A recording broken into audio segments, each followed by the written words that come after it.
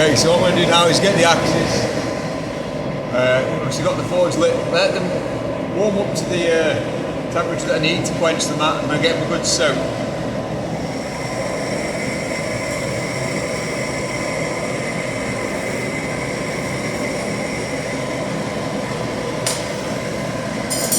As I quench the entire axe, I obviously heat treat the entire axe, so you've got the hammer all on it as well.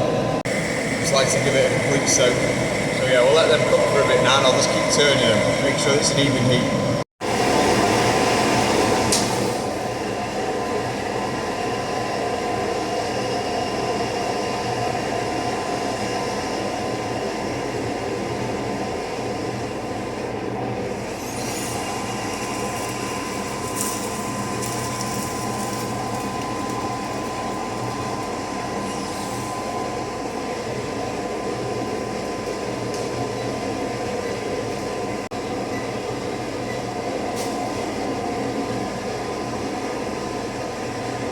Okay guys, you see me quench them then. So all I've got here is some files. These are Rockwell files to test the hardness of the steel. So obviously these are after the quench.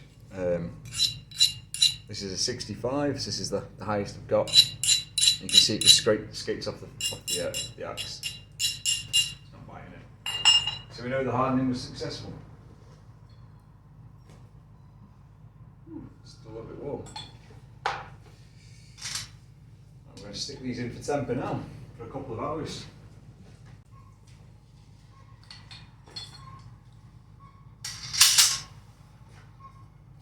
Look at that, the scale has come off.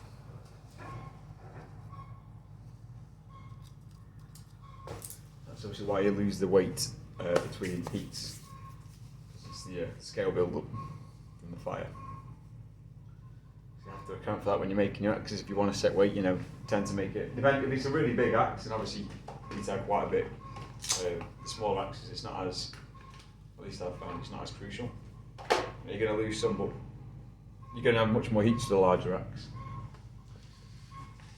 Okie dokie, right, so let's make sure these are all cooled off. We'll get them in the oven. Okay, so we can see the oven there. It's an electrical oven. All I do is stick these in. I'm tempted just to give these a quick wire wheel before I put them in. Yeah. Alright, give me a second, guys.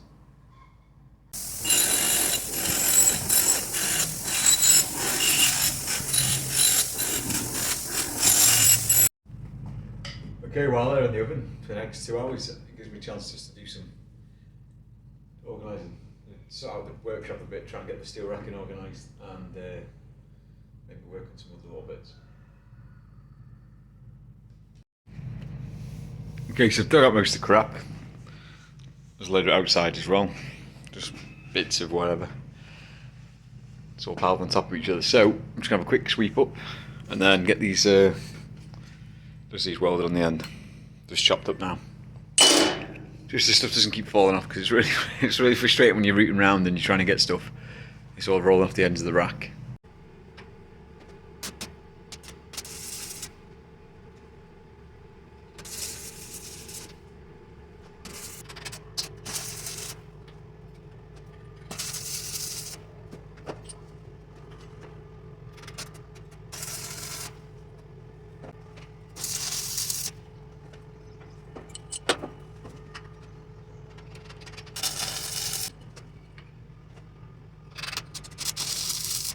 Okay, so we ran out of the little tabs. I didn't really bother counting them, just working through them.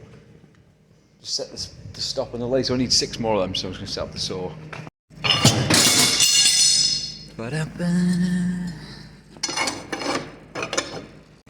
Stay there. Sorry guys, can you make me all sick?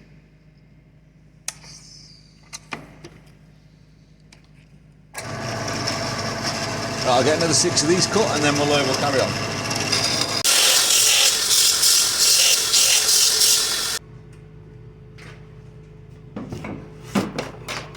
Put on the welding glove this time. So you're getting sunburnt wrists. That's good, isn't it? That's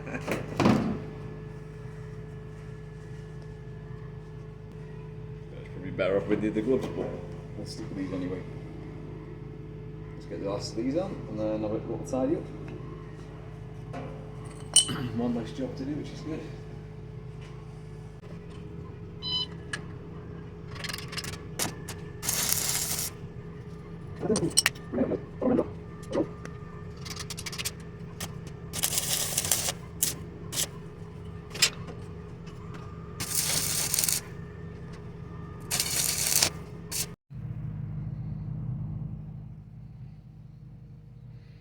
Okay, that's a bit more in fashion now.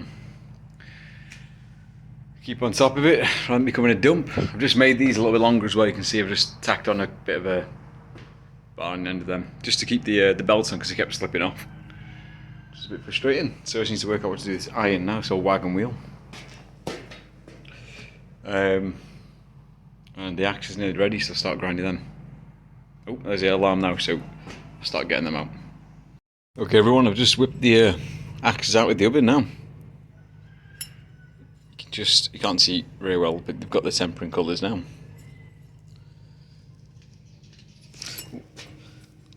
That's close. So what I'm going to do now is just give them a wire wheel and then give them the final grind and then polish them. So I'll show you once they're done, because obviously you've seen me grinding, it's not very exciting. Yeah, I'll come back to you when these are polished up. Okay guys, so back from the forge. Just been working on some sheaths. So these are the axes. This is the style anyway I'm looking at doing.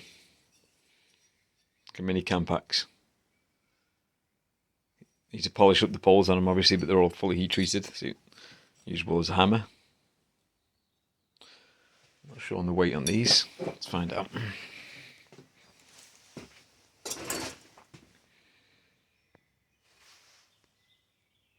So 400 grams, shy of a pound. So I'd say you're probably about £1.5 with the handle. Depends how long I go with the handle.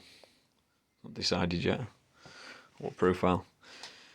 Yeah, so these are going to have the little leather sheaths like the axes you've seen before. Now I've just been playing around with the edge geometry. So like some of them have done quite thick there, you can see. So obviously for kindling, for splitting. You've got the heat treated pole on the back which you need to polish up. So it would be like a hammer as well. And then I have the leather sheaths. I'll be dyeing these, and obviously the leather clasps to hold them on. And then this is one I made for a fella that I'll probably be posting next week. So again, I'm not entirely sure if I'm happy with the geometry. Sorry guys, my awful filming. You can see there. So he wanted a splitter. He wanted a lightweight splitter. So again, heat treated pole on the back. So it's slightly larger than them versions. The camera's being really shoddy, I'm going to swear. 600. So over £1. But yeah. So guys, oh, that's awful in here. I might take it narrower, that edge geometry. You see there, it's quite. Trouble is, he wants it for a splitter, but you sacrifice, then you can't use it for a. It won't cut, you know, for felling. But it makes a fantastic splitter. But we'll see. Yeah, just going to show you them anyway.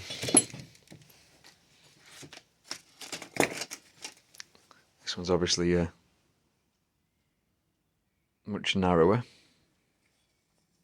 As you can see where there's more material on where it's sharpened.